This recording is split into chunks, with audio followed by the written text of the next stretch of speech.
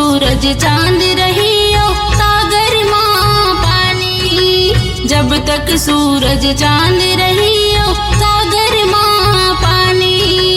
भाई बहनी के राखी बंधना अमर हवे कहानी। भाई बहनी के राखी बंधना अमर हवे कहानी। जब तक सूरज चांद रहियो सागर माँ पानी। जब तक सूरज चांद रही।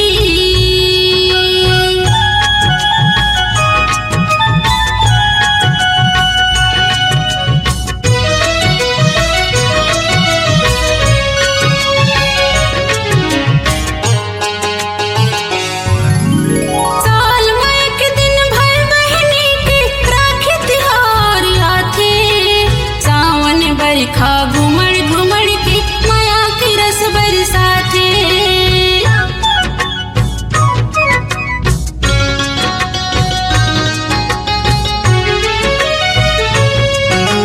साल में एक दिन भाई बहनी के राखी त्योहार आथे। सावन बरखा घुमड़ घुमड़ के माया के रस बरसाथे। सावन बरखा घुमड़ घुमड़ के माया के रस बरसाथे।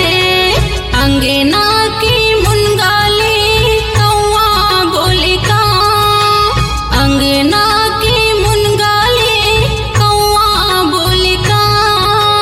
भैया आवैले के राखी बहनी तोर गाँव। भैया आवैले के राखी बहनी तोर गाँव। राखी के बंधना भाई लेवे तोरे नाम।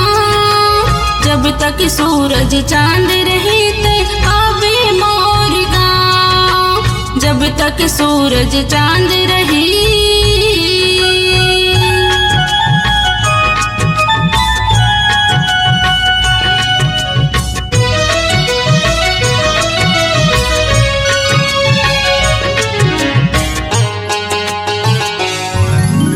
रेशम के डोरी ला चुन चुन पाके बने ही धागा।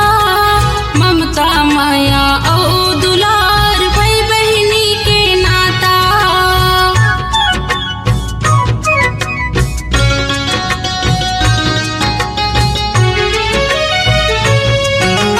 रेशम के डोरी ला चुन चुन पाके बने ही धागा। ममता माया ओ दुलार भाई बहनी के नाता। ममता माया ओ दुलार भाई बहनी के नाता। थारी सजावा दीप जलावा करो तोर आरती। थारी सजावा दीप जलावा करो तोर आरती। चंदन टीका माथे लगावा बांधो तोल राखी।